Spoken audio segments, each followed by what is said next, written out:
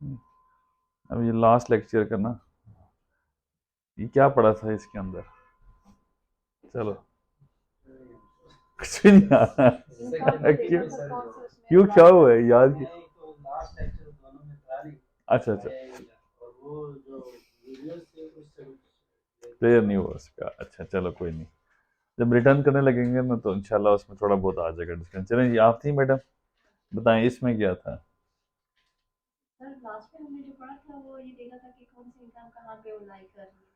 ठीक है, ये डिस्कशन हुई थी ना, थोड़ी सी ये हुई थी, इसके बाद ये आया था। इसमें क्या था ये बताओ, ये क्या है बच्चों? ये चार्ट बना हुआ है खूबसूरत सा, ग्रीन और रेड रंग का। ठीक है,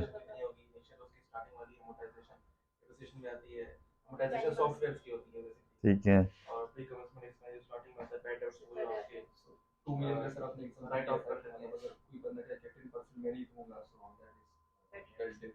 ठीक है। प्रोविजन फॉर बेड डेट्स के क्या मैडम?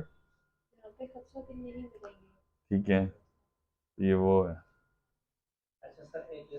हाँ हाँ, प्लीज। ठीक है,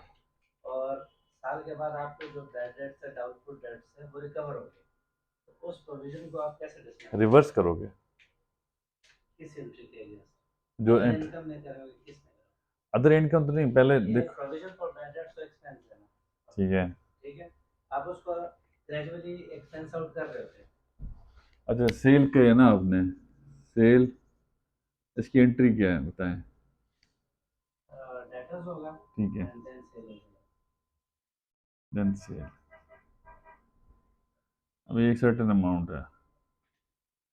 ठीक है, अब आप कह रहे हैं कि ये डेटर मेरी प्रोविजन बन गए। ठीक है, अब बताएं। हाँ जी, इसकी क्या एंट्री है?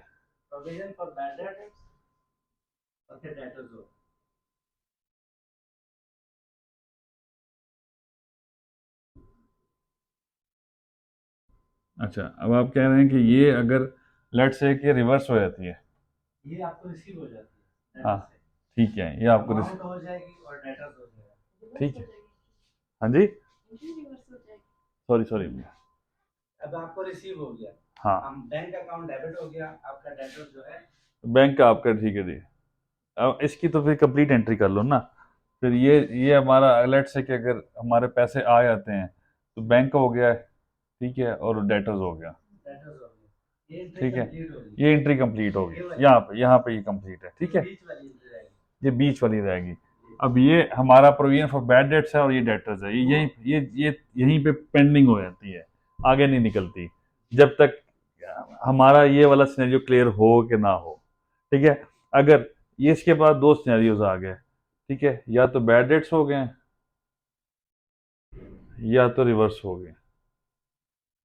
ठीक है, या तो बैड डेट हो जाएगा, हमने प्रोविजन क्रिएट किया ना कि देयर इज अ चांस के हमारे खत्म हो जाए। ठीक है, अगर बैड डेट्स हो जाते हैं तो आपकी एंट्री बनती है बैड डेट्स, तो ये प्रोविजन। ठीक है ना, वैसे ये वाली जो एंट्री है ना, ये वाली ये सही नहीं है। ठीक है ना, अगर आप स्पेसिफिकली देखें, ये वाली एंट्री सही नहीं है आपकी। ठीक है, खैर आगे चलते हैं। इसको आप कंफ्यूज करेंगे, कंफ्यूज होगा। बेसिकली आप सिंपल सा आप ये रखें कि आप प्रोविजन बुक कर लेते हैं एज एक्सपेंस, वैसे वो लाइबिलिटी बुक हो रही होती है। ठीक है ना, लाइबिलिटी बुक हो रही होती है, तो ये अब रिवर्स होती है ऐसे। कहाँ कैंसिल हो जाएगी? ठीक है ना, तो वो इसी तरह हो, तो वो जैसे सेटअप होता है तो इसी तरह रिवर्स हो जाती है। तो ये वही वही सिनेरियो है कि जो जैसे कि जैसे आप समझ रहे हैं ना, है वही, लेकिन आप एंट्री का वर्ड पे आकर ना कंफ्यूज कर रहे हैं। इसको कंफ्यूज ना करें, बस सिंपल सी बात रखें, रिवर्स हो जाएगी। ठीक है, अच्छा। हाँ हाँ बच्चे, ठीक है,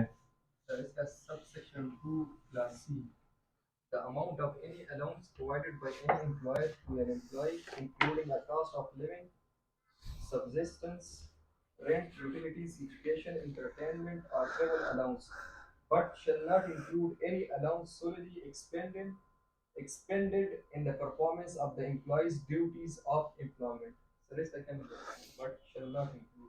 बताओ, तुम बताना चाह रहे हो?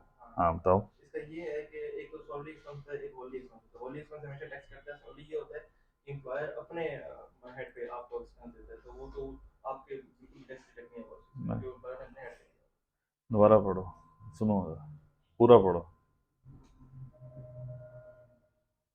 The amount of any allowance provided by an employer to an employee, including a cost of living, subsistence, rent, utilities, education, अच्छा entertainment, are अच्छा, table एक announced, but shall not include any allowance solely expended in the performance of the employee's duties of employment. सब कर लेना।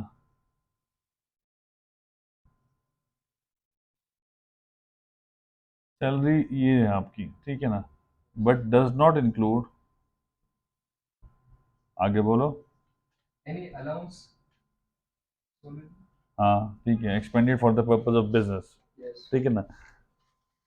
अब इसका मतलब ये है कि ये जो बेनिफिट्स है ना, अगर ये आपको दे रहा है, लेट से आप इस्लामाबाद रह रहे हैं, ठीक है, आपका घर यहीं पे, सब कुछ यहीं पे, आप यहाँ पे एक पैसे दे रहे हैं, साथ आपको ये बेनिफिट्स मिल रहे हैं, ठीक है, ये सैलरी का हिस्सा बन जाएगी ओवरऑल, ठीक है, वैसे ही दे रहा है, मतलब वैसे ही हम जैसे कहते हैं ना कि वैसे ही हम आपको यूटिलिटी दे रहे हैं, ये दे रहे हैं, वो दे रहे हैं, रियलिटी में कुछ नहीं होता, ऐसे बकवास होती है पाकिस्तान में, ठीक है।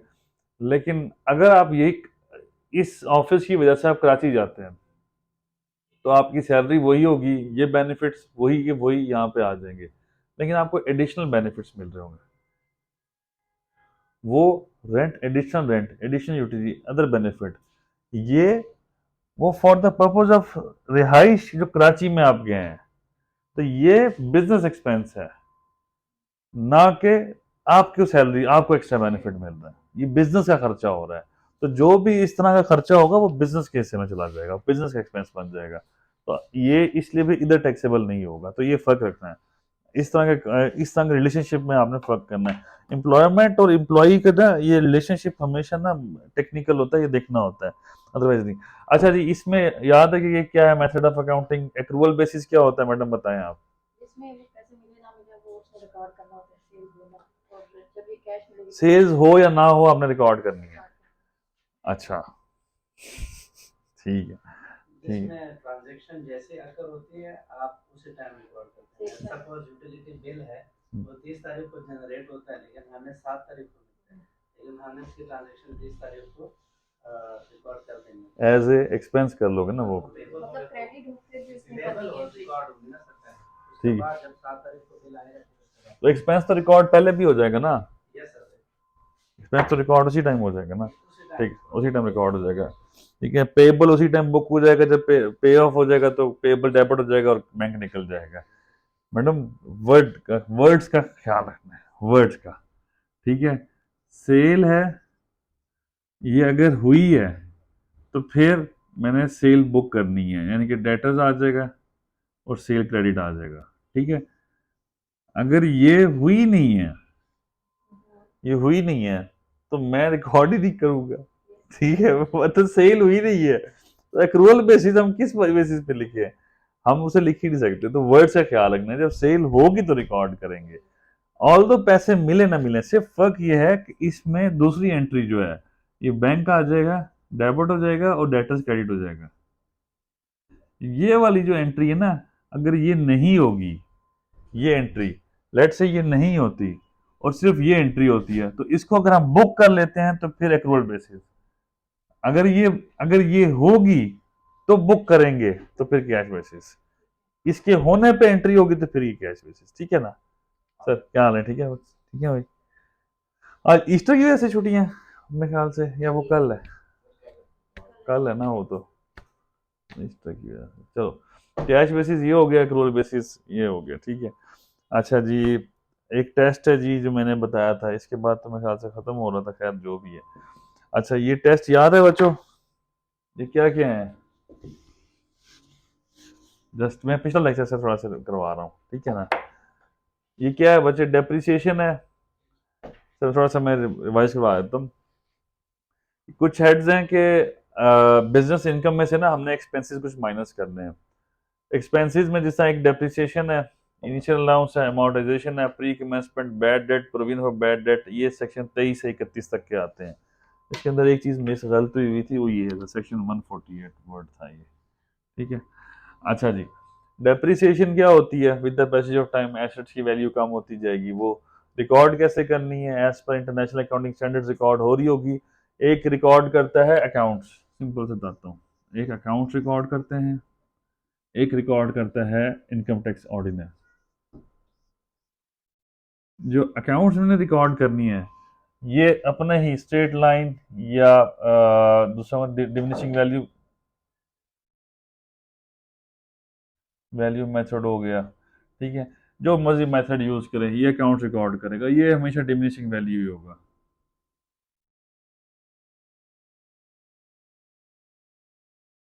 ये इसने रिकॉर्ड करनी है। इसमें रेट होगा एक, जो भी है 10%, 20%, 30%, जो भी है वो चल रहा होगा। इसका रेट एक होगा जो एज पर ऑर्डिनेंस होगा, ठीक है। तो जो एज पर ऑर्डिनेंस है, इसमें और इसमें फर्क हो सकता है। तो जो फर्क होगा वो एडमिजिबल होगा या इनएडमिजिबल होगा, ये क्वेश्चन आ जाता है। ऑर्डिनेंस कहता है कि जो मेरी डेप्रिसिएशन है ना, तुम लोगों ने सिर्फ वो लेनी है, ये नहीं लेनी, ठीक है। ऑर्डिनेंस ये कहेगा, मैं थोड़ा सा साथ साथ आगे भी चलता जा रहा हूँ, ठीक है। ऑर्डिनेंस कहता है कि जो मेरी डेप्रिसिएशन है वो आप लोग ले सकते हो, ये वाली डेप्रिसिएशन आपने नहीं लेनी।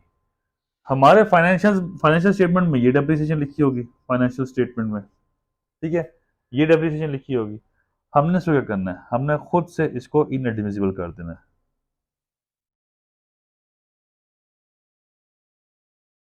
ठीक है बच्चों। ये रिटर्न में आप समझा रहा हूँ, मैं रिटर्न की तरफ ऐसे समझा रहा हूँ। हमने अकाउंट्स की डेप्रिसिएशन को हमेशा इनएडमिसिबल कर देना है,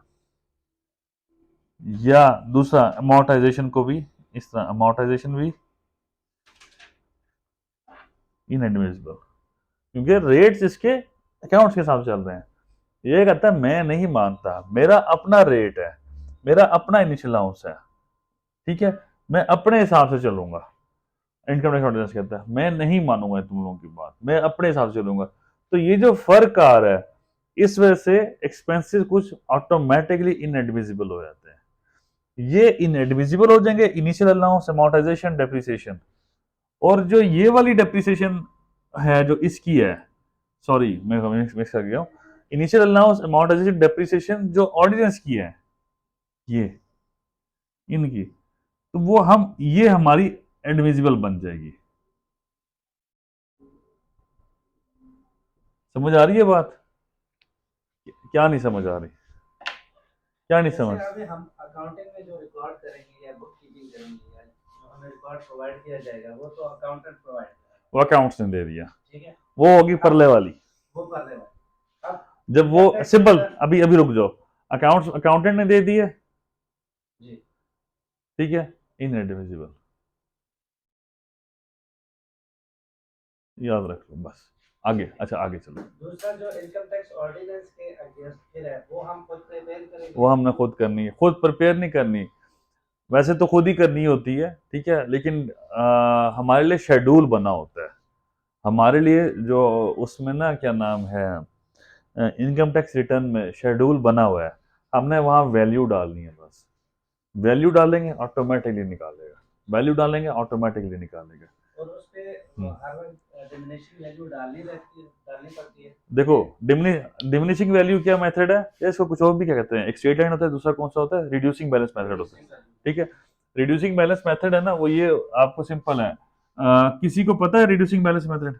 जी सर, जिसमें हर साल की डेप्रिसिएशन लेस होकर नई वैल्यू क्रिएट ये 10% आ गई डेप्रिसिएशन वैल्यू, 10,000, ठीक है, और रिटर्न डाउन वैल्यू ये आ गई 90,000, ये आ गया 2019। 2020 क्या हो जाएगा? Return down value, cost less return down value, return down value होगी 90,000, 10% ये आ गया, ये कितना आ गया 9,000, ये आ जाएगी 81,000।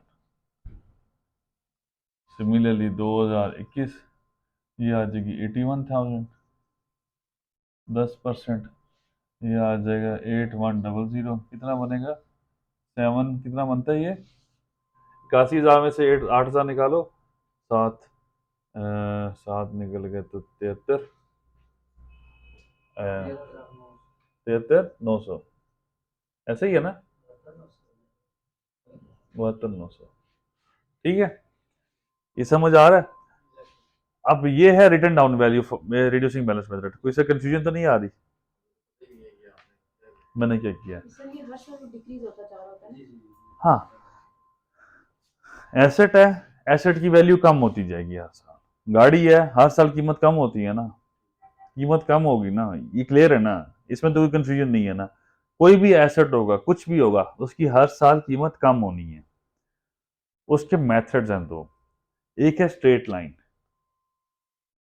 स्ट्रेट लाइन, स्ट्रेट लाइन में लिखा हुआ है 1 लाख की एसेट की कीमत थी, 10% उसका कीमत कम होनी है हर साल, और 90,000 इस साल बन जाएगी, अगले साल 80,000 कीमत आ जाएगी, उससे अगले साल 70,000 हो जाएगी। मतलब हर साल एक कीमत कम होती जा रही, फिक्स मेथड है, फिक्स मेथड है। लेकिन एक रिटर्न डाउन वैल्यू है, ये दूसरा मेथड है। वो कहता है कि नहीं भाई, जो आपकी इस साल की बकाया कीमत है, इस साल बकाया कीमत, अगले साल उसमें से वैल्यू कम होगी। ये कहता है नहीं, 10 साल एक ही 10,000 10,000 10,000 कीमत कम होगी। ये कहता है नहीं, 10 साल हर जो कीमत कम होगी उसमें से भी कम होती, उसी में से कम होगी।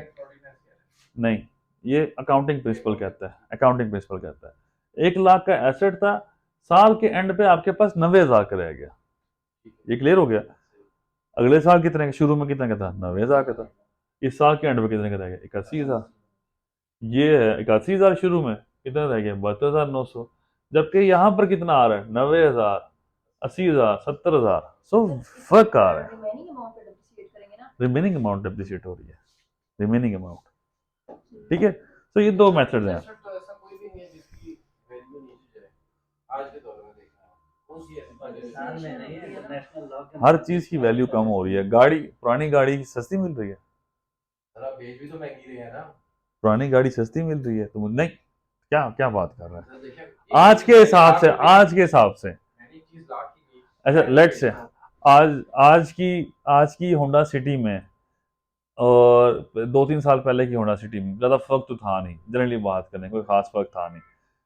तो लेट से कि दोनों पिछले 3 साल पहले भी वही थी। अगर तुम देखो तो 2008 से लेके 2021 तक एक ही होंडा सिटी थी, कोई कोई खास फर्क, कुछ भी नहीं चेंज, कुछ भी नहीं डाला उन्होंने फर्क। ठीक है, सेम चीज उन्होंने ये 20 साल 15-20 साल चूरन बेचा उन्होंने अपना होंडा वालों ने। ठीक है, वो तो कमाल किया उन्होंने। ठीक है, वो बॉस है। तो वो जो क्या नाम है, होंडा इतनी, अब आपने जो उस टाइम 2012 की थी और 2008 की थी होंडा, 2011 की 2021 की होंडा, फर्क तो कोई नहीं था।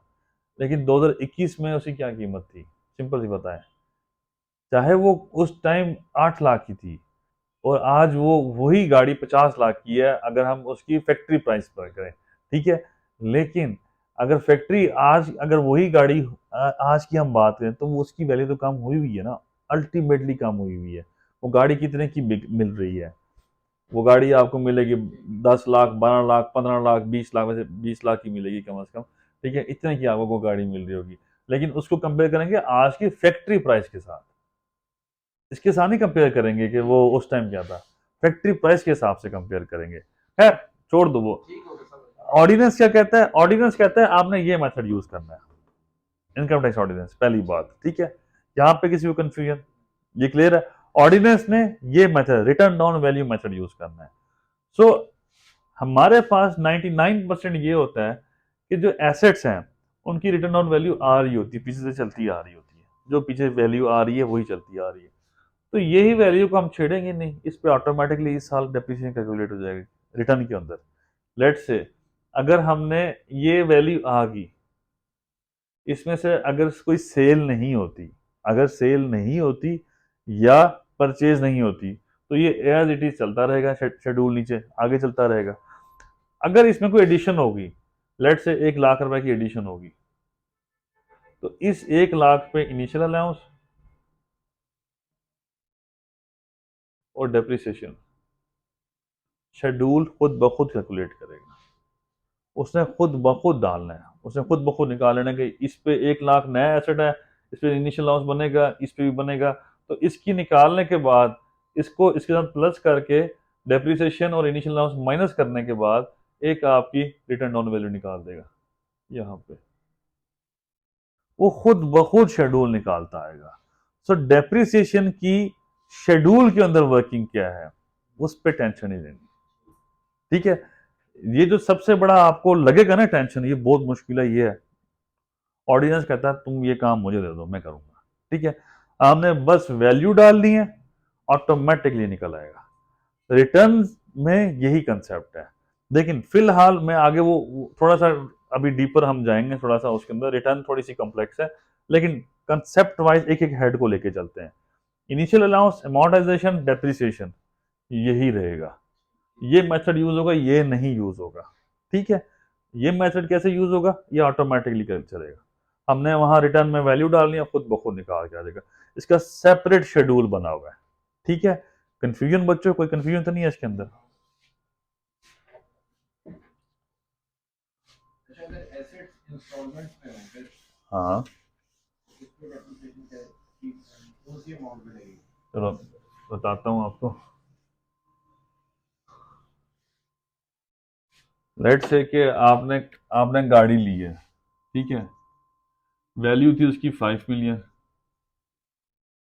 ठीक है, आपने डाउन पेमेंट और जो भी इस साल के बिगिनिंग में आपने इंस्टॉलमेंट या प्लस डाउन पेमेंट आपने 20 लाख दे दिया, 2 मिलियन कर लें at the beginning of the year. ठीक है, अब मुझे बताएं, एट द बिगिनिंग आपके पास ये था, ठीक है, ये तो नहीं है आप उसके मालिक, आप तो इस अमाउंट के मालिक है ना। डेप्रिसिएशन इस पे लगेगी, जितना एसेट है आपका, leasehold asset, right to use of asset, जितना राइट है आपके उतना यूज कर सकते हैं। Right to use of asset के मतलब इतने का आप यूज कर सकते हैं, कल को आप बेच सकते हैं, नहीं बेच सकते। ठीक है ना, सिंपल सी बात है। चलो, ये कोई कंफ्यूजन तो नहीं है? अच्छा सर, ये प्री कमेंसमेंट एक्सपेंस वो एक्सपेंस होता है जब आपने बिजनेस शुरू करने से पहले आपने कोई एक इनकर किया हो, ठीक है, वो आप बिजनेस एक्सपेंस में डाल सकते हैं। ठीक है, लॉ के अंदर 6 महीने तक जो भी एक्सपेंस आपने किया है बिजनेस स्टार्ट करने से पहले पहले वो अलाउेबल एक्सपेंस है। Provision, bad debt, simple concept है। अच्छा, एक्सपेंस मैंने लिखा है expense must pass a test of section 2021। ये मैं थोड़ा सा बता देता हूँ, रिवाइज करा देता हूँ। Advance tax, import, dividends, profit and debt, non residents, good and service contract, exports और प्राइवेट विनिंग, और इसमें है एक रेंट, रेंट भी है इसमें एक हेड। ठीक है, 155। अच्छा, लॉ कहता है कि भाई ये जो भी काम करने हैं आपने, ठीक है, ये इंपोर्ट्स करनी है, डिविडेंड करना है, ये तो खैर छोड़ दो, प्रॉफिट एंड डेट करना है, मतलब इंटरेस्ट आपको इनकम आ रही है, नॉन रेजिडेंट को पेमेंट कर रहे हो, goods and service and contracts की पेमेंट्स कर रहे हो आप, एक्सपोर्ट्स कर रहे हो, बाकी मुल्क चीजें भेज रहे हो, प्राइस एंड विनिंग हो रही है, रेंट दे रहे हो, कोई भी आप एक्सपेंस कर रहे हो, तो उस पे आपने टैक्स काटना है। अगर टैक्स नहीं काटोगे तो इनएडमिसिबल एक्सपेंस, टैक्स काट लोगे तो एडमिसिबल। अब क्वेश्चन ये है, एक चीज अहम है, आपकी बिजनेस इनकम है, कोई मुझे बताओ, कोई बताओ बच्चे, बिजनेस कोई आप अपने मर्जी मर्जी का बिजनेस बताओ, कोई भी मुझे बिजनेस इंडस्ट्री बताओ, तुम बताओ बच्चे, कोई बिजनेस का नाम बताओ। टेक्सटाइल्स। टेक्सटाइल आ गया, क्या बेचेगा? फैब्रिक, क्या होगा? गुड्स। आप बताओ कोई नाम, कोई भी नाम बताओ। फ्रेग्रेंसेस। फ्रेग्रेंसेस, ये क्या है? ये परफ्यूम है, ये केमिकल है। गुड्स, आप बताओ, कोई भी बताओ। गुड्स आ गया, आप, सीमेंट इंडस्ट्री। सीमेंट आ गया, ये भी कोई एक केमिकल है या मटेरियल है या सब्सटेंस है। गुड्स आ गया। सर कोई भी बताओ। कंसल्टेंसी। ये देख, ये डिफरेंट है। ये आ गया सर्विस, सर्विस, ये आ गया। मैं कह रहा हूँ कोई भी बिजनेस बताओ, और बताओ जहन में आ रहा कोई बिजनेस, इसी के अंदर फॉलो करेंगे। तो आपने बोला था 147 से 155 तक आप लोगों ने रट लेने। ये आपके लिए सबसे अहम है, लेकिन इसके बाद एक सेपरेट भी है 231 से लेके 236 तक। वो छोटे हैं, वो बच्चों वाले थोड़े से हैं, लेकिन वो लाइन वन लाइन सेक्शन है, वन लाइन सेक्शन है, वो बड़े अहम नहीं है, लेकिन ये सबसे अहम है। आप कोई भी तरह का काम करते हो इसी के अंदर फॉल करेगा। क्लियर है बच्चे? कंफ्यूजन तो नहीं आ रही कोई? अब एक बिजनेस इनकम है ना, एक चीज याद रखिएगा। अब मैं बिजनेस इनकम पे जा रहा हूं। अब आपने बताया गुड्स, किसी ने बताया सर्विस, किसी ने बताया कॉन्ट्रैक्ट्स, किसी ने बताया प्रॉपर्टी, किसी ने बताया मुझे इंटरेस्ट इनकम, किसी ने बताया हम नॉन रेजिडेंट्स हैं, या पीई कर दो, कोई करता है एक्सपोर्ट का बिजनेस, मतलब एटसेट्रा, काफ़ी तरह का बिजनेस है, बहुत ज़्यादा तरह के, लेकिन मोर और लेस कैटेगरी यही आएगी, मोर और लेस। लेकिन वो 231 से लेकर 236 वो ऑल टुगेदर डिफरेंट रहना है, उसको कंफ्यूज नहीं करना। ज़्यादातर आपके जितनी 90% सोच है ना, वो यहीं पे ख़त्म हो जाएगी आपकी। ये भी बहुत बड़ी सोच है। वो भाई ने चलाया टेक्सटाइल, उसके बाद भाई के पास आ गया फ्रेग्रेंस, वो भी गुड्स था। भाई ने एक नया तीर मारा, उसने उसने कह दिया मुझे वो क्या कहते हैं खाड़ी, मैं कहा वो भी। मैडम ने भी कह दिया सीमट, मैं कह रहा हूँ गुड्स से बाहर निकलो, ठीक है? तो बिजनेस की आपके पास काफी तरह की वैरायटी है, गुड्स में भी बेतहाशा वैरायटी है। बिजनेस इनकम है, वो कहता है गुड्स का जो रेट है वो होगा 153 वन ए के हिसाब से, ये आ जाएगा 153 वन बी के लिहाज से, ये आ जाएगा 153 वन सी के लिहाज से। लेट से मैं बात कर रहा हूँ। अच्छा, अब हमारी बिजनेस है ना, अब यहां पे ये कहेगा ये मिनिमम है, मिनिमम स्लैश फाइनल या एडजस्टेबल,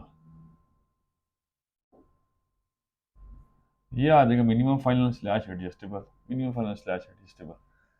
कहने का मतलब है ये सब के ऊपर अप्लाई होगा, ठीक है? इसकी तरफ चलते हैं थोड़ा सा। अब हम स्कोप को ब्राइटन करते हैं, वाइडर करते हैं। हमारा कोई भी कारोबार होगा, कोई भी कारोबार होगा, लॉ ने उसको एक चीज में पहले से तय कर ली है।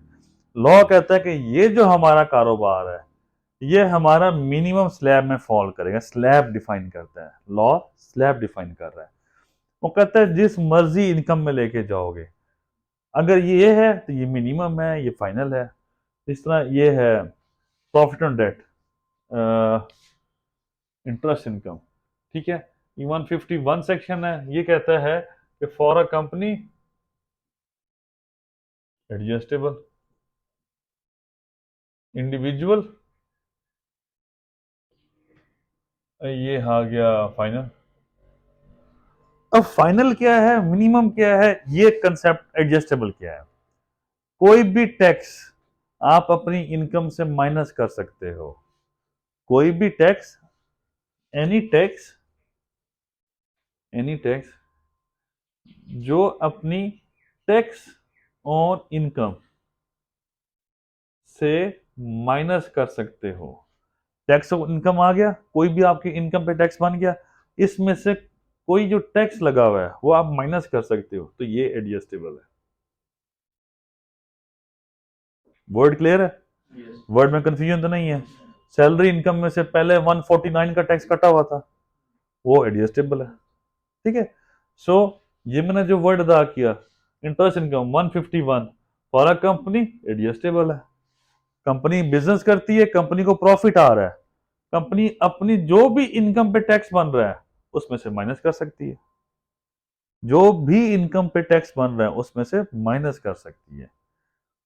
सिमिलरली फाइनल क्या है? फाइनल ये कहता है कि मेरी इनकम जितनी मर्जी हो, मेरी इनकम जितनी मर्जी हो, कंसेप्ट क्लियर कर रहा हूं, ठीक है? ये जब हम पढ़ने लगेंगे ना, मुझसे कुछ सवाल पूछे ना, मैं उसके दांत तोड़ दूंगा। ठीक है, ठीक है, ये जितने कैमरे वाले हैं ना सारे सुन लें ये भी, ठीक है। फाइनल ये कहता है, फाइनल, क्योंकि कल मैंने अब रिटर्न करानी है, मैंने हर हाल में रिटर्न करानी है। सर ये सिर्फ कंपनी के लिए ही है, पीओपी के लिए नहीं? क्या मैडम? कि मतलब अपनी इनकम से वो टैक्स कर सकते हैं माइनस? ये वाला जो है, ये मैं सबका बयान कर रहा हूँ, ठीक है। ये मैं सबका बयान कर रहा हूँ। ये सेक्शन में जो जो फॉल करेगा उनके लिए मैं बयान कर रहा हूँ। मैं थोड़ा सा भी बयान कर रहा हूँ, अभी मैं आपको थोड़ा मजीद क्लियर करूंगा। मैं अभी, मेरा अभी बोलना रुका नहीं, मेरा भी बोलना बहुत है, ठीक है ना, काफी है मेरा बोलना, टेंशन नहीं लेनी। तो फाइनल ये है कि मेरी कोई भी इनकम है, एनी इनकम, उस पर कोई भी एट अ रेट कोई भी टैक्स लग गया तो वो मेरा फाइनल है। उसके अलावा मैंने उस पर टैक्स नहीं देना। That is suppose to be final tax. मतलब लेट से मैं सर्विस रेंडर कर रहा हूँ, लाख रुपए पे मैंने at the rate of 10% tax लगा है, और वो 10,000 रुपये टैक्स कट गया, 10,000 रुपये जो भी है, 10,000 मेरा टैक्स कट गया। इस 1 लाख में से मुझे पास कितना बच गया? 90,000।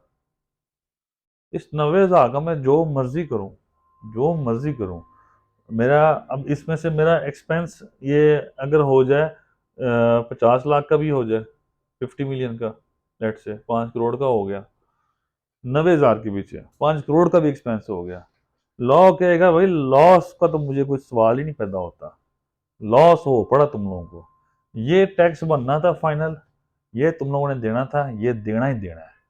That is suppose to be final. अगर मेरी इनकम थी, लेट से कुछ भी थी, लेट से मेरी 5 करोड़ इनकम थी, ठीक है, 5 करोड़ इनकम थी, इस पे 10% टैक्स लग गया, कितना बन गया, कितना बन गया, 5 मिलियन बन गया आई गेस। ओए खुदा कॉफी करो ओए, 50 मिलियन पे 50,000 आएगा, ठीक है, 5 मिलियन 50 मिलियन पे 5 मिलियन ही आएगा ना आई गेस, ठीक है ना। ये 5 मिलियन टैक्स मेरा बन गया, यानी कि 50 लाख बन गया। 50,000 किसी ने कहा था, ठीक है, जिसने 50,000 कहा था वो मैं कह रहा हूँ गलत कह रहे हो। 5 करोड़ पे 50 लाख टैक्स, ठीक है। अब अगर मैं इस 5 करोड़ के एक्सपेंसेस माइनस करता फिरूं, कुछ भी करूं, मेरी इनकम इतनी बनी जिस पर टैक्स कुछ और बन रहा है, अगर मेरी फाइनल रिजीम में फॉल करती है इनकम, मेरी फाइनल टैक्स रिजीम में फॉल करती है, तो अगर ये फाइनल टैक्स रिजीम है तो इसके अलावा मैंने 1 रुपया भी नहीं देना, मैंने मतलब खत्म। अगर एक्सपेंसेस करने के बाद मेरी इनकम बन गई है 4.5 मिलियन, 45 मिलियन बच गई है, लेट से यही सिर्फ टैक्स निकला है, बाकी सारे के सारे पैसे मेरे पास वैसे ही पड़े हैं। इस पे अगर मैं स्लैब रेट लगाऊं तो then that is a different thing. इस पे बच्चों जरा लगाओ 45 पे लगाओ, जरा कैलकुलेटर खोलो, कैलकुलेटर कैलकुलेटर खोलो, कैलकुलेटर खोलो, मोबाइल खोलो यार, मोबाइलों में कैलकुलेटर है मैडम, ये पड़े आपके मोबाइल, लिखो 45,000,000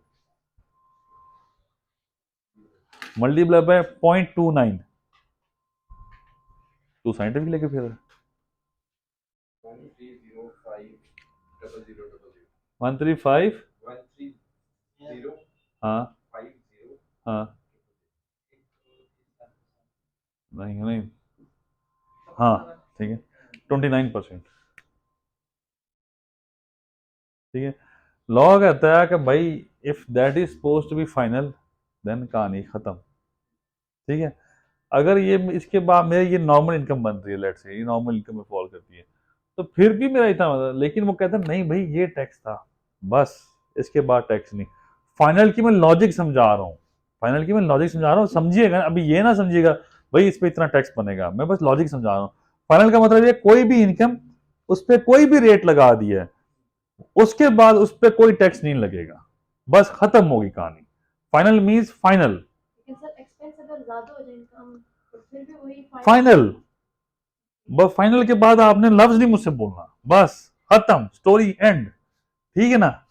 ये मैं, हाँ फिनिश, क्या कहते हैं, मेरे भाई की बेटी वो कहती है मिनिश, तो मिनिश हो गया, मिनिश हो गया, और दे खाने के लिए। वो कहती खाना और दो जी, ये ठीक है जी।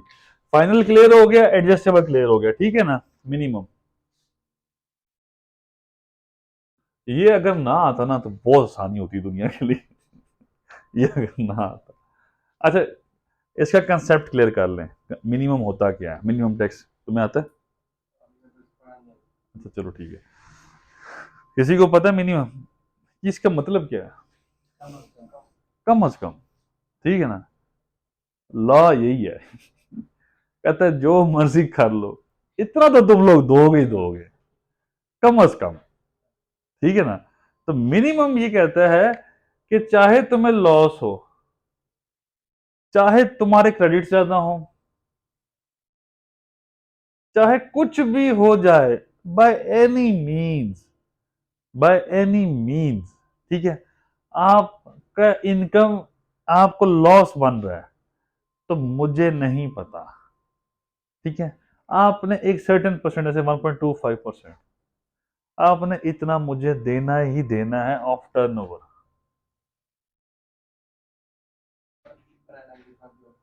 जितनी भी पूरे साल की आपकी सेल्स हुई है, ठीक है, वो कहता है मुझे इतना तो आप लोग दोगे ही दोगे। तो लॉ की अगर हम स्कीम को पढ़ें, ठीक है, लॉ की जो स्कीम है वो ये है कि नॉर्मल, ऑल्टरनेट कॉर्पोरेट टैक्स, ठीक है, और मिनिमम। अब इस मिनिमम में फाइनल भी आ जाता है, ठीक है ना बच्चों। इनमें से एनी वन जो भी higher, higher of the above three, इन तीनों में से जो भी हायर होगा, तीनों में से जो भी हायर होगा वो हमारा टैक्स पेएबल होगा। लेकिन इस फाइनल के सिनेरियो के अंदर थोड़ा सा डिफरेंट है, वो कहता है बस इतना टैक्स हो गया, वो इतना देना है। तो लेकिन हमने कैलकुलेट तीनों कर रहे हैं, तो फिलहाल अगर फाइनल की बात हो रही तो इसको कहानी को फिलहाल साइड पर हो, क्योंकि पुराने दौर में फाइनल चलता था, अब फाइनल की रिजीम खत्म हो गई है, अब ये 3 रिजीम लगेंगी, ठीक है। जहां फाइनल आएगा वो मैं सेपरेट बताऊंगा, ये वाली इनकम सिर्फ फाइनल थी, आपने सिर्फ इस पे लगाना था, वो इन तीनों से सेपरेट है। तो वो चौथी रिजीम आ जाती है फाइनल, उसके ऊपर ये वाला कंसेप्ट नहीं लगता, वो फाइनल है, वो फाइनल है, वो कहानी खत्म है। लेकिन इसमें कुछ फाइनल शामिल है, कुछ कुछ इनकम जो है फाइनल शामिल है। सो बेसिकली मेरा कहने का मतलब ये है, बिजनेस इनकम में अगर तमाम लॉसेस होने के बाद, एक्सपेंसेस होने के बाद आपका एक प्रॉफिट निकलता है, उस पर जो भी टैक्स लगेगा प्रॉफिट पे, वो आपका नॉर्मल टैक्स है। आपका एक ग्रॉस प्रॉफिट जो निकल रहा है उस पे जो टैक्स लग रहा है, और एक कम से कम टर्नओवर पे जो टैक्स लग रहा है, इनमें से जो भी हायर होगा वो आपकी टैक्स लायबिलिटी होगी। इसमें से माइनस क्या हो सकता है? Tax already paid. अब टैक्स ऑलरेडी पेड, अगर ये फाइनल है तो फाइनल टैक्स भी कुछ पिया होगा, पे किया होगा हमने। और दूसरा क्या है? एडजस्टेबल, ये तो मैंने सोने होने, ठीक है। तो ये जब चीजें माइनस हो जाएंगी तो हमारी एक इनकम, एक टैक्स निकल आएगा, हमारी रिटर्न एक फाइनल हो जाएगी। सो इन सबको अकाउंट फॉर करते हुए, तो सबसे पहले बच्चों अगर हम मैंने रिटर्न शुरू करनी है, तो मैंने रिटर्न शुरू करनी है, वो ये कंट्रोल जी नहीं होता इसके अंदर, तो मैंने डिलीट नहीं करना था, कंट्रोल जी होता तो वापस आया था सारा ना, ये तो मसला है। तो सबसे पहले बच्चों आपने इनकम्स आपने क्लियर करनी है, कहने का मतलब मेरा ये है। ये जो 1.25 मिनिमम जो है, इसको नहीं हम बचा सकते? एक मिनट यार, नहीं ओए, बचाना क्या है? एक ये चीज, दूसरी ये कि आप कंपनी में हो, मतलब तो आप कंपनी में जॉब कर रहे हो? सॉरी यार, तो इसमें बंद कर रहा था। हाँ, बचाना क्यों है? टैक्स देना है यार। हाँ, तो इनकम कैसे आई? सर इनकम भी तो नहीं आएगी जब इनकम नहीं आई तो टैक्स क्यों देखते हैं? सर। आपने कहा लॉस होगा तब भी उसने इतना तो लेना ही लेना है। तो फिर सर लॉस हो रहा है तो हम उसको क्यों देंगे? कोई पैसे सेल हो रही है, सेल हो रही है लेकिन सेल, नुकसान हो गया। ठीक है, तो फिर कितना बन रहा है उसका? 1.25%, सबसे कम, सबसे छोटी परसेंटेज है। तो लास्ट पे भी 1.25। मेरा हाँ। सवाल ये है कि देखो टर्नओवर है ना, टर्नओवर, समझो बात को, आप समझ नहीं रहे। टर्नओवर, की जगह सेल इस्तेमाल करें तो ज्यादा आसानी ये लें, ये लें, सेल्स है, यहाँ आ गया ग्रॉस प्रॉफिट और नॉर्मल। अगर आप इसको, मैं वो कह रहा हूँ कि टर्नओवर टैक्स या मिनिमम टैक्स, ठीक है।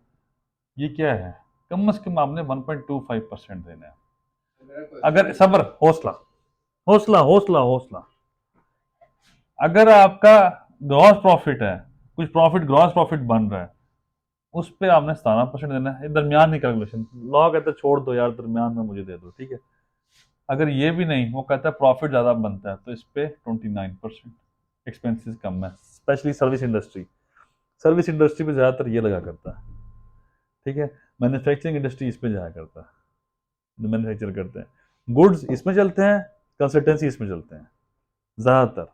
जेन से अगर यूज इस्तेमाल करो, जेन इस्तेमाल करो, क्योंकि खत्म हो जाती है बीच में कहानी। ये उन्होंने वैसे लगाया हुआ है, ये ऐसे कि फंसाने के लिए कि कुछ ना बने, तो ये तो बन जाएगा ना किसी तरीके से, खैर कुछ ना कोई कहानी आ जाएगी, ज्यादा टैक्स।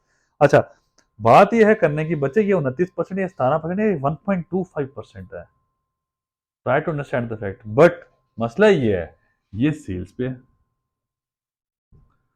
तब ये सेल्स पे टैक्स है, तो फिर अल्टीमेटली ये अमाउंट काफी बनेगी। हाँ, मैं उधर ही हूँ। जो भी एक साल की हमने सेल की है, मिसाल के तौर पर 5 करोड़ की हुई है, 5 करोड़ की सेल होगी, ठीक है, हमारे जो खर्चे हैं और अखराजात सारे मिला के 6 करोड़ बन गए, ठीक है, 1 करोड़ का नुकसान हो गया। तो आपको एक, हम क्यों टैक्स देंगे? हम तो 1.25 भी नहीं देंगे ना। आपको ये देना पड़ेगा, बिजनेस तो कर रहे हैं ना। मतलब लास्ट में भी देना पड़ेगा, देना ही है। देना ही है। तो ये मैं कह रहा हूँ minimum, this is a minimum, जो मर्जी हो जाए। यार अब देखो, बात सुनो, मेरा काम है तुम्हें पढ़ाना, ये मैं तुम्हें पढ़ा रहा हूँ, ये मसला है, तो जाओ ना फिर उधर एफबीआर के बाहर खड़े हो, कॉन्स्टिट्यूशन एवेन्यू पे उस पे खड़े हो, उनके बाहर के ये क्यों लगाया हुआ है आपने। मैं कह रहा था कि शुरू में मैंने कहा है, ये ना होता तो जिंदगी सबकी आसान थी, इसके आने के बाद जिंदगी आसान नहीं रही, ये मसला आ गया, ठीक है। इसमें इसमें इसमें जब टैक्स निकलता है, अमाउंट बहुत कम फर्क होता है, ठीक है ना। ये एक टेक्निक है, एक वो लगा सेल पे दी है, ये लगा नेट प्रॉफिट पे दी है, फर्क वहीं का वहीं आ जाता है, कोई खास फर्क ही नहीं पड़ता। हाँ जी, अच्छा, जो हम लाइक मेरी अपनी कंपनी है परफ्यूम, ठीक है। बाहर से इम्पोर्ट होता है, लेकिन हम पेमेंट हैंड टू हैंड देते हैं। हैंड टू हैंड मतलब कैश पे चलते हो, हम कैश देते हैं, ठीक है। तो बाहर से ही आ रहा होता है, इम्पोर्ट बाहर से ही हो रहा होता है, लेकिन डायरेक्ट इंपोर्ट किसके नाम पे हो रही है, आपके नाम पे तो नहीं हो रही होगी, यही मैं कह रहा हूँ। आगे चलें। दूसरी बात ये कि जो हमारा प्रोडक्ट है उसकी मतलब हमारे पास कोई रसीद तो नहीं है ना, उस पे ठीक, हम क्या करेंगे, वो कैसे रिटर्न जमा होगा? तो कैश ट्रांजेक्शन, मैंने पता नहीं आप ही क्लास में कहा था या किसी क्लास में कहा था कि जो, अगर कारोबार में ना टैक्स से बचना है ना, टैक्स से बचना है, तो नहीं है तो खुदा की मर्जी, तो नहीं, ये कैश पे चलो, रिकॉर्ड ही नहीं होगा तो फिर रिकॉर्ड ही नहीं होगा, जिस चीज का रिकॉर्ड नहीं है वो कहाँ से बुक करोगे आप। मैं सर, हाँ, हमने चीज दे दी लेकिन वो हमने कैश दी, हमने आगे दी, वो अकाउंट में आई है। हाँ, बस ये अब जस्टिफाई करो, मैंने तो नहीं पता ना, अब मुझे बताओ, मैं ये बचाने के लिए थोड़ी बैठा हूँ वो बच्चे से समझने की कोशिश जालमो, कर रहे हैं, मैं कैसे ना मैं तुम्हें बताता हूँ। इसमें एक और चीज भी है ना, देखिए फिर देखो तुमने परचेज की है, ये देखो परचेज है, ये है कैश, सेल है, ये बैंक है, यही बात है ना, कहानी ये है। बैंक में तो सेल आ गई, बैंक में सेल आ गई, लेकिन बैंक से जब पैसे निकलते हैं, ये क्रेडिट एंट्रीज है बैंक की, जो डेबिट एंट्रीज है वो क्या है, तो ये पैसा यहां पे भी तो जाएगा ना, क्यों नहीं जाएगा। सेल के जो पैसे आ रहे हैं, थोड़ा सा रिवर्स साइकिलिंग करो ना। अब एक दफा तो चलो कैश में कर ली, लेकिन जो कैश में आ रही तो निकलनी तो यहां से है ना, पैसा तो आपको यहां से आ रहा है जो आप कह रहे हो, तो पैसा कैश निकल के यहाँ पे जा रहा है, वो कहानी खत्म, क्या टेंशन है, रिकॉर्ड करो उसको। उसी की प्रोसीजर समझने की कोशिश कर रहे हैं कि रिकॉर्ड कैसे करें। रिकॉर्ड कैसे करना है, हाँ, मतलब अब तुम इस तरह मिसाल मैंने ये आप इस तरह उठे, आए उठे, ये ना अब ना पहले अपने ना साइकिल को खुद बनाएं और यहाँ पे मुझे आप अपने आप को जस्टिफाई करें, फिर मैं आपके सवालों के जवाब देता हूँ। कोई नहीं, एक्सरसाइज ही सही नहीं मतलब किस तरह है? कि आप परचेज किया है, क्या किया आपने, मुझे बताएं, यहाँ पे लिखें, आप इजी हो जाएगा आपके लिए। आप चार्ट खुद समझें जरा पहले। सर मैंने एक परफ्यूम लिया टॉम फोर्ड का, अच्छा, ठीक है, ये तकरीबन है 1 लाख का, वाश, अच्छा, और डॉलर के रेट बढ़ने के बाद ये हो गया 1,40,000। ठीक हो गया, ये आपकी परचेज होगी। ये मेरी परचेज होगी, मैंने 1 लाख का खरीदा है, 1,40 का हो गया, मैंने 1,82 का बेच दिया। एक 40 से कैसे हुआ? जो डॉलर का रेट बढ़ा है 1,40 का हो गया, मैंने 1,82 का बेच दिया है। ठीक है, अब 1,82 ये मेरे पास आएगी अकाउंट में, ठीक है, ये मेरे पास बैंक अकाउंट, जिसको भी मैंने भेजी है ये बैंक अकाउंट में है। मैंने खरीदा हुआ है 1 लाख का, बेचा मैंने 1,82,000 का, मुझे 82,000 का इसमें प्रॉफिट हुआ है। ठीक है, लेकिन जो प्रॉफिट SBR आप है लिखो, उसको- लिखो लिखो, प्रॉफिट लिखो। जो प्रॉफिट है वो 80,000 है, ठीक है, लेकिन FBR को ये तो नहीं पता ना कि मैंने लाख रुपए का खरीदा अच्छा, ये कॉस्ट है आपकी, है, ये ठीक है। मेरी कॉस्ट है। हाँ, तो अब क्या चाहते हो आप? जब मैं रिटर्न डालूंगा तो मैं लाख को 10,000 या लाख कैसे लिखूंगा? मेरे पास कोई सबूत नहीं है कि मैंने लाख का खरीदा है। तो क्यों नहीं है सबूत? सबूत IRS में रिकॉर्डिंग के लिए पूछ रहे हैं। आईआरएस में रिकॉर्ड परचेजेस डालनी है ना, वहां पे ये तो है ही नहीं कि कैसे लिखना है, तो अमाउंट लिख दो, लेकिन आप इसकी बैकिंग कर रहे हो ना, बैक पे क्या चल रहा है आपके, मतलब रसीद आप कह रहे हैं मेरे पास लाख की रसीद नहीं है, नहीं है, ठीक है, एफबीआई को एविडेंस चाहिए, बिल्कुल। तो एविडेंस पैदा करोगे ना कहीं से। नहीं समझ आ रहा था। अच्छा जो एविडेंस है 2 नंबर एविडेंस लेके आओ। वो तो एविडेंस, तो फिर एविडेंस हम लाख की तो नहीं लाएंगे, फिर हम 5,000 की लेके आएंगे। क्यों? आप नहीं ज्यादा- सॉरी, हम फिर 1,80 या 60 1,70 की लेके आएंगे। तो जे एविडेंस नहीं है तो फिर लाओ ना, जितना मर्जी लाओ, ठीक है, ठीक लेकिन है। फिर आगे से एफबीआई कहेगा 170 पे टैक्स क्यों नहीं काटा? ये ना सिंपल, अभी हमने 21 ही पढ़ा है, वो कहेगा कि भाई टैक्स क्यों नहीं काटा, आपने गुड्स खरीदे हैं, ठीक है, इंपोर्ट्स किए हैं आपने, टैक्स क्यों नहीं काटा? लेकिन इंपोर्ट हमारे नाम की तो नहीं है। तो चलो इंपोर्टेड गुड्स आपने किसी से खरीद ली हैं, ठीक है, ठीक है, इंपोर्टेड गुड्स खरीदी हैं, ठीक है, उसने आपको एज इट इज भेज दी हैं, तो वो टैक्स नहीं लगता उसके ऊपर, फर्क नहीं हुआ, लेकिन 21 ही तो वैसे भी लगेगा, 21 ही तो हर हालत में लगेगा। तो कहने का मेरा मतलब ये है बच्चे, बख्शिश इससे नहीं है, कैसे बचेंगे? इससे नहीं बचोगे, तुमने 1 लाख ये कर लिया, ये देखो 1,80,000, 1 लाख जो भी था सब कुछ कर लिया, ठीक है, आगे कैसे चलोगे तुम? आगे ये है कि ये जब नहीं होगा तो फिर तुम अब क्या करना है तुमने, ठीक है, करना क्या है, करना क्या है, क्वेश्चन ये। ऊपर से एक और भी आपने पढ़ा है, अगर क्रॉस चेक से पेमेंट ना हुई हो, ठीक है, तो फिर मतलब मैं अब ये समझाना चाह रहा, ये जो मैंने समझाया ना लेक्चर पीछे, क्रॉस चेक से पेमेंट नहीं किया आपने तो आपका एक्सपेंस इनएडमिसिबल एक्सपेंस, आप ना 5 लाख की पर्ची ला दो, ठीक है, एफबीआई कहेगा मैं क्या करूं, जो मर्जी करना करूं, दफा हो जाओ यहाँ से, ठीक है ना, एफबीआई, ये एक सिंपल सी बात है, ठीक है। इसी तरह अब एक क्रॉस चेक नहीं है, आपने टैक्स भी नहीं जमा कराया हुआ, एफबीआई आप कहेगा कोई परचेज मैंने नहीं माननी, इतनी सेल थी 1,82,000 की, इस सेल पे पूरा का पूरा टैक्स लग जाएगा, कहानी खत्म। 1.2 नहीं, देखो हायर ऑफ 3 जब एक्सपेंस 0 है तो 29% लगेगा ना, हाँ जी।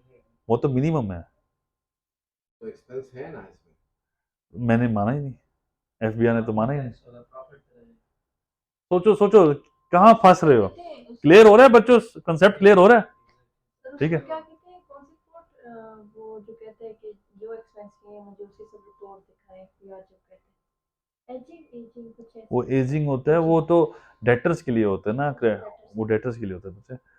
अच्छा, तो मैंने स्टॉक खरीदा, ठीक है, मैंने कोड़ियों के भाव खरीदा है।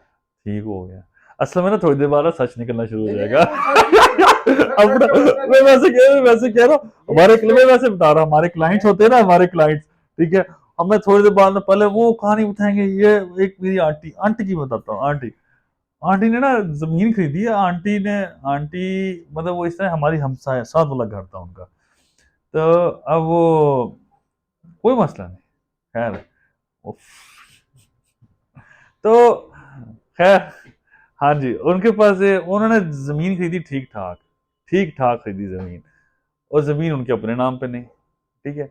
अब जब मैं उनसे पूछने लगा रिटर्न फाइल करनी है, क्या लिखना है, ये जमीन किसकी है, ये इतना पैसा कि किधर डालना है, वो कभी इधर से कहानी डाल रहे हैं, कभी इधर से कहानी डाल रहे हैं, जमीन की कागज देखो उसमें नाम ना हो। मैं कहा, मैं ये पैसा जो आपके अकाउंट से निकला है, ये मैंने आपकी प्रॉपर्टी डिक्लेयर करनी है, ये प्रॉपर्टी पे आपका नाम नहीं लिखा हुआ, मैं कैसे डिक्लेयर करूं। दूसरी बात ये है कि मैं आपके नाम पे डिक्लेयर कर देता हूं, कल को ना भी मसला, अगर कोई और ना हुई तो फिर मैं क्या करूंगा। मैं कहा, ये एविडेंस नहीं यूज कर सकती हैं आप रिटर्न को, काफी मसले होते हैं। So with the passage of time ना आहिस्ता आहिस्ता सच निकलना शुरू हुआ।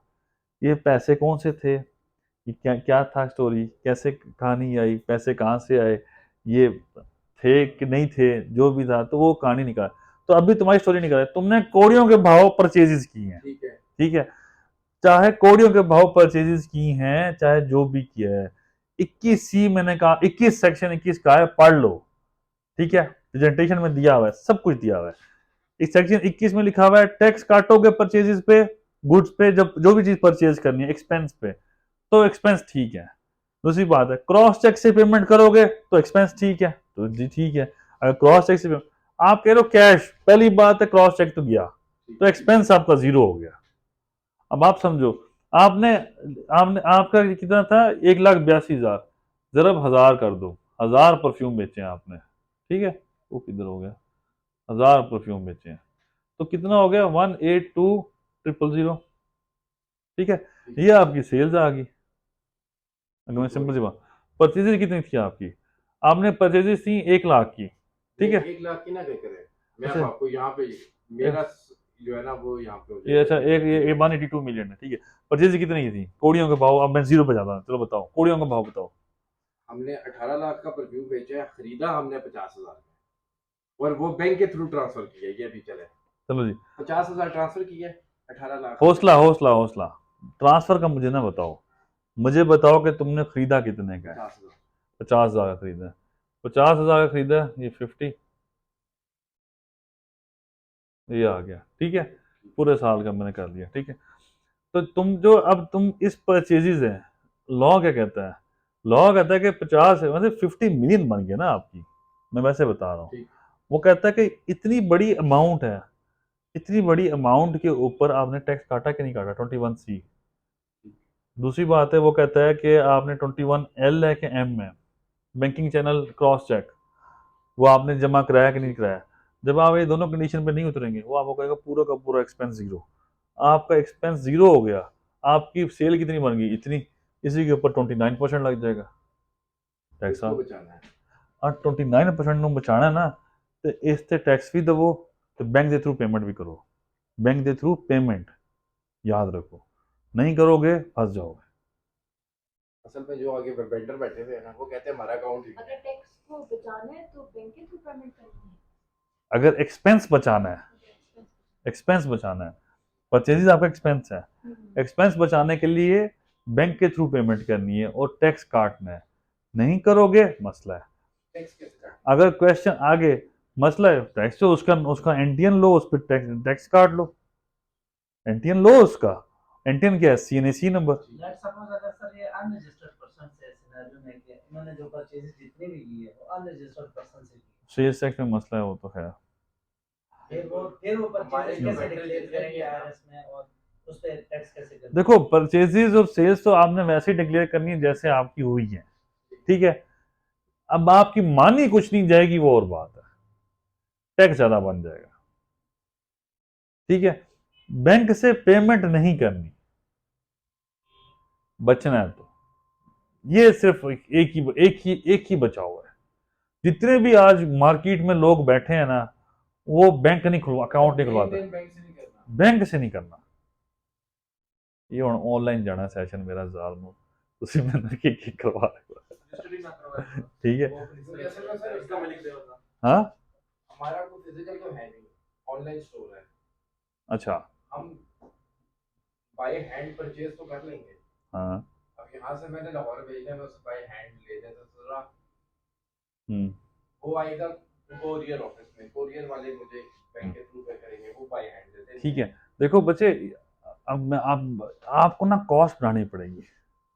देखो आपकी फ्रेग्रेंस है लेट से 50,000, 50,000 की थी। एक सिंपल से अल्फाज हैं कुछ, ये ना हम यूज नहीं कर रहे। ये बताना उर्दू में क्या लिख रहा हूँ,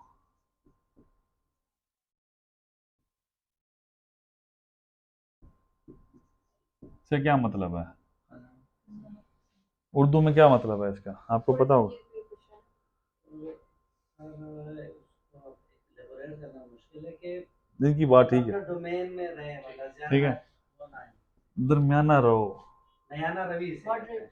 ठीक है ना, जितना आ रहा है उन्हें तो गुजारा करो। 50,000 की चीज है, 50,000 का आपने खरीदा है, 1 लाख पे बेच दिया है, या खुदा खौफी करो या थोड़ा ही है, ये खर्चे ज्यादा है। ना। मैं वैसे बता रहा हूँ, क्वांटिटी ज्यादा कर लो, सेल ज्यादा कर लो, प्रॉफिट मार्जिन कम रखो। बिजनेस का असूल है, ज्यादा बिकेगी चीज, ज्यादा प्रॉफिट आएगा। ज्यादा बेचनी नहीं है क्योंकि ज्यादा आती नहीं है। बोला सारा ये है ना।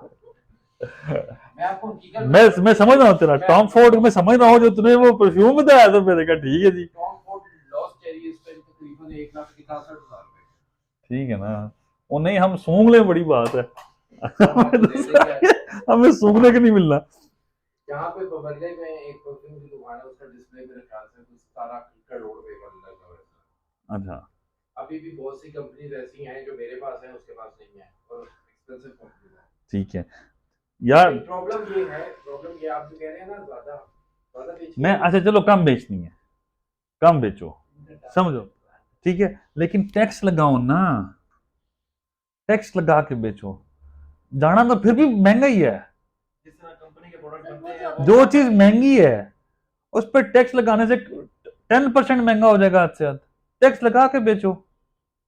और अगर आपने ये बेचना ही है, इनकम मतलब आपको, ये देखो बच्चे एक चीज याद रखो, अब ये तो मैं आपको सिर्फ सिर्फ बता रहा हूँ इनकम का इम्पैक्ट, कि अभी तो सेल्स टैक्स आप नहीं लगा रहे, डायरेक्टर आपने बताया। वो किधर है, वो भी नहीं लगा रहे तू, तो तबाही मची हुई है टोटल। ठीक है, मैं लिटरली बता रहा हूँ, मची तबाही हुई है। ठीक है, इसका ख्याल करो।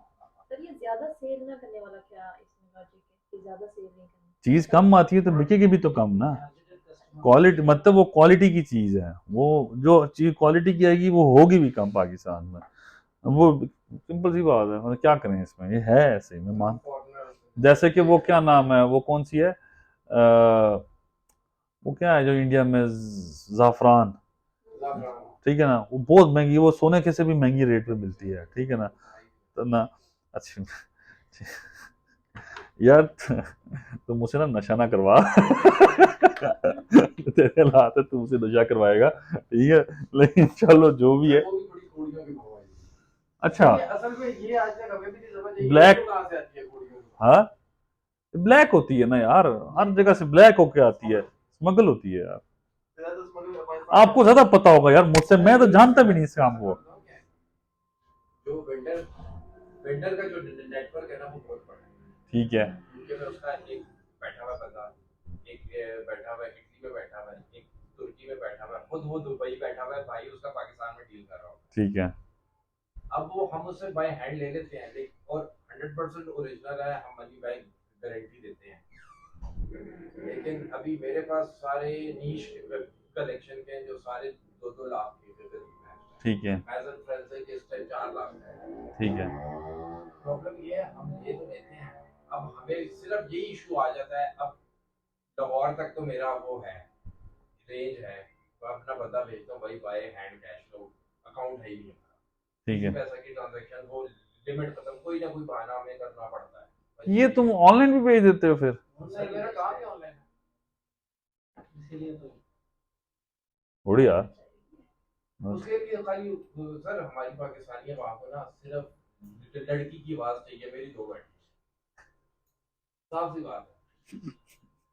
ठीक है, तो वो आप ऑनलाइन की आप ऑनलाइन मार्केट छोड़ के कहीं पे भी चले जाएं, एक लड़की मट्टी बेच रही होगी ना, 6 लौंडे खड़े होंगे, बेशक खरीद लेना। एडवांस टैक्स पे आते हैं। ओ बस किधर चला गया, टैक्स देना है फिर भी। टैक्स में जाना है। कैश देख, बचाने के कुछ तरीके हैं ना, चोरी के 100 तरीके हैं, बचने के 2 तरीके हैं, ठीक है। मतलब मैं वही बता सकता हूँ ना, कि मैं यही कह सकता हूँ कि तुम जो मर्जी गलत काम हो, बचने के 1-2 तरीके ही होंगे, उससे ज्यादा मेरे पास अल्फाज ही नहीं होंगे, क्योंकि नहीं बचा सकता मैं। लॉ अलाउ ही नहीं करता यार, लॉ ने इस तरह पकड़ा हुआ है आप लोगों को। मैं कह रहा हूँ मिनिमम मिनिमम देना ही देना है। अगर हम ये कर दें कि जो हमारे पास अमाउंट आई है, हम्म, हम किसी एनजीओ के अकाउंट पर माशाल्लाह, बस कर, वो वापस नहीं आने कभी, ठीक है ना, बस कर दे, वो नहीं आने वापस, और वो भी तेरी एनजीओ बनी होगी, इसका मतलब है, ठीक है। नहीं नहीं, तेरी मेहरबानी, ठीक है ना, ये नहीं करना। एनजीओ वगैरह वो डोनेशन उसके पास आएगी, वो फिर उसने अपना एक्सपेंस करना है। यार तुम मुझसे देख बात सुन, लीगल बातें ना जितनी पूछती है पूछ ले, इलीगल बातें ना इसके बाद ठीक है, क्लास के बाद पूछी, ठीक है। तो खैर, अच्छा ये बच्चों सिंपल है। अब बिजनेस एक्सपेंस ये क्लियर हो गया आपको, आई होप सो, ठीक है। आगे चलते हैं थोड़ा सा ना, ये हमारी कल की स्लाइड थी।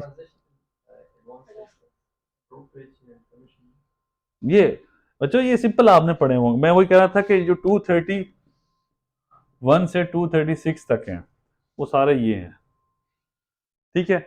इसमें क्या है कि आपने मोटर व्हीकल पे आपने टैक्स काटना है, कितना कटना है, ये सिंपल सिंपल टैक्सेस हैं कि जो एक्साइज एंड टैक्सेशन वालों को की इनकम इससे आ रही होगी, एक्साइज एंड टैक्सेशन की। इससे डिफरेंट एजेंट्स हैं, जो कॉल सेंटर के एजेंट्स बैठे हैं, जो उनके बैठे हैं, क्या नाम है, एयरलाइन वाले बैठे होते हैं, तो वो जो आगे टिकटें बेच रहे होते हैं, तो उनका एक कमीशन बन रहा होता है। एक सिंपल एग्जांपल दे रहा हूँ, ये डिफरेंट तरह के, ये मोटर व्हीकल प्राइवेट है, ये दूसरी मोटर व्हीकल्स है बड़ी वाली जो है ट्रांसपोर्ट वाली, उनके लिए टैक्सेशन है। बिजली की कंजम्पशन पे जो इनकम टैक्स आ रहा होता है, तो ये, अब बिजली की हमने बिजली के पैसे दे दिए हमने, अब हमारा तो एक्सपेंस है ना, क्या हमने टैक्स काटना है उस पर? क्वेश्चन ये है। देखो, लेट्स से कि बिजली का बिल ₹1,00,000 आ गया, हमने, ये बिजनेस का एक्सपेंस है, बिजनेस एक्सपेंस। 21C क्या कहता है, टैक्स काटो इसके ऊपर, क्लियर बात है, टैक्स काटो। मैंने कहा कि मैं टैक्स, अच्छा बिजली वालों ने क्या किया, अपना इलेक्ट्रिसिटी बिल जो था उसके अंदर, बिल के अंदर लिख दिया ₹1,00,000, इधर लिख दिया 50,000 टैक्स। बिल के अंदर लिखा होता है इनकम टैक्स, आपने पढ़ा हो, इनकम टैक्स 5-6 टैक्सेस लिखे होते हैं, 6 टैक्स भी होते हैं, ठीक है ना। हाँ हाँ, वो मतलब इसमें काफी टैक्स लिखे। अब मेरा बिजली का बिल है इतना, इस पे अगर मैं जो भी है सर्विस के मैं टैक्स लगाऊं, तो इस पे मेरा ₹8,000 मैंने टैक्स काटना था, 153(1) बी के अंदर, लेट से, ठीक है। मैंने ₹8,000 टैक्स काटना था, इसके अंदर यहाँ पर इसने 50,000 टैक्स ऑलरेडी लिखा हुआ है, तो मैं इसको, इस पे 1,00,000 पे मैं इसको 92,000 देना है, अगर मैं इस प्रोविजन के साथ चलूँ, 21C के साथ, मैंने इसको 92,000 देना है, 8,000 मैंने हुकूमत खजाने में जमा करा देना है। अब जब मैं इसको दूंगा तो इसमें भी टैक्स है, तो इसमें टैक्स की वैल्यू इस 8,000 से काफी मुख्तलिफ होगी, ठीक है। तो लॉ कहता है कि जिस, जो भी ऐसी कम्युनिकेशन सर्विसेज हैं जो ऑलरेडी टैक्स के एम्बिट में आ रही हैं, इधर ट्रांजिशन टैक्सेस में आ रही हैं, उस पे आपने यहां पर टैक्स नहीं काटना, ठीक है, क्योंकि डबल टैक्सेशन हो जाएगी। इसमें भी टैक्स है, हम इधर भी टैक्स कर रहे हैं, तो ये वाला हम नहीं करेंगे, हम ये दे देंगे बस चुप करके। तो लॉ ने लिख दिया कि इस तरह की यूटिलिटीज और इस तरह के जो भी है उस पर हमने टैक्स नहीं काटना, ठीक है। वो एक्सपेंस हमारा एडमिजिबल एक्सपेंस है, क्योंकि उसके अंदर ऑलरेडी टैक्स कटा हुआ है, ठीक है बच्चों। थोड़ी देर बाद कंट्रोल, कंट्रोल उदय, कंट्रोल देखे ना, कंट्रोल उदय, आई होप आप लोगों ने सबने देखा होगा।